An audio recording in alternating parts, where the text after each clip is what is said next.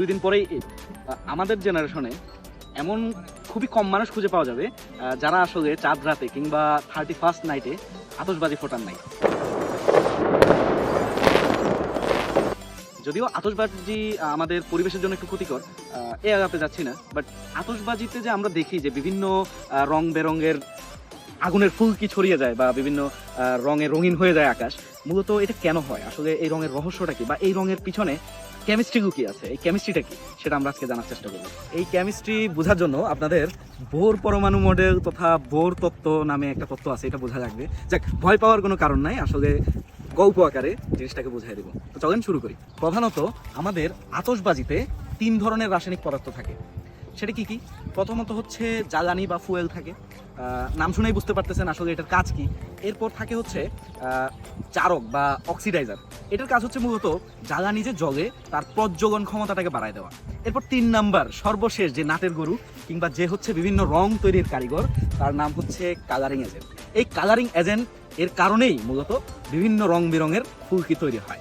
এখন হয়তো বুঝেন নাই, একটু পরে মেকানিজমে ঢুকতেছি, পুরোটাই বুঝবেন ইনশাআল্লাহ। জ্বালানি হিসেবে মূলত কার্বন ইউজ করি, কার্বন বা চারকোল আমরা ইউজ করতে পারি। এই কার্বন বা চারকোল মূলত করে কি, মূলত করে হচ্ছে জ্বালানি হিসেবে ব্যবহৃত হয়। অর্থাৎ সেখানে যখন আমি আগুন দিব বা অক্সিজেনের সংস্পর্শে আনবো, সেখানে দহন বিক্রিয়া সংঘটিত হবে, কিংবা এটাকে আমি সহজ ভাষায় বলতে পারি হচ্ছে আগুন জ্বলে উঠবে। কিন্তু এখানে একটা প্রশ্ন আছে, যারা একটু কৌতূহলী তারা হচ্ছে প্রশ্ন করবেন যে আগুন তো জ্বলতে পারে, অস্বাভাবিক কিছু না, কিন্তু এত বড় বিস্ফোরণের রহস্য কি, কিংবা এত বড় একটা প্রজ্বলনের রহস্য কি? তো এইটা বুঝতে হলে আপনার বুঝতে হবে জারকের কাজটা কি, বা অক্সিডাইজার যেটা বলেছিলাম সেটা কাজটা কি। অক্সিডাইজার হিসেবে আমরা ইউজ করে থাকি পটাশিয়াম ক্লোরেট কিংবা পটাশিয়াম নাইট্রেট বা এই টাইপের কিছু পদার্থ ইউজ করে থাকি। এগুলো মূলত অক্সিজেন তৈরি করে, যেই অক্সিজেন আগুন জ্বলনে অনেক বেশি সাহায্য করে, এবং এই অক্সিজেনই মূলত এত বড় বিস্ফোরণের যে আগুন বা যে শক্তি সেটা সরবরাহ করে থাকে। ভাই অনেক হয়েছে, এবার থামান, এইসব জ্ঞান বিজ্ঞান থামান, আর নিতে পারতেছি না। মূল কাহিনী বলেন, কেন বিভিন্ন রঙের ফুলকি তৈরি হয় সেটা বলেন। ওকে ঠিক আছে, ফাইন, এটা বুঝাই বলতেছি। কালারিং এজেন্ট নামে 3 নাম্বার একটা কেমিক্যাল কিন্তু আলোচনায় বলেছিলাম। তো এই কালারিং এজেন্টের মূলত কাজ কি এটা আমাদের বোঝা লাগবে। কালারিং এজেন্ট হিসেবে আমরা বিভিন্ন ধরনের ধাতু ব্যবহার করে থাকি। কি এইসব ধাতু যখন বিস্ফোরণ বা বিপুল তাপের সংস্পর্শে আসে, তখন হচ্ছে এইসব ধাতুর শেষ কক্ষপথে যে ইলেকট্রন থাকে, এই ইলেকট্রনগুলো শক্তি গ্রহণ করে। ইন্টারেস্টিং বিষয়, শক্তি গ্রহণ করে উত্তেজিত হয়ে যায়। সো উত্তেজিত হয়ে কি হয়, সে আকাশে বাতাসে উঠতে থাকে, স্বাভাবিক ব্যাপার, তার কাছে পর্যাপ্ত পরিমাণ এনার্জি আছে। কিন্তু সে এই স্টেজে উত্তেজিত অবস্থায় বেশিক্ষণ কিন্তু সে স্থায়ীভাবে থাকতে পারে না। ব্যাপারটা অনেকটা আঙ্গুল ফুলে কলা গাছ হওয়ার মতো। কেমন ব্যাপারটা?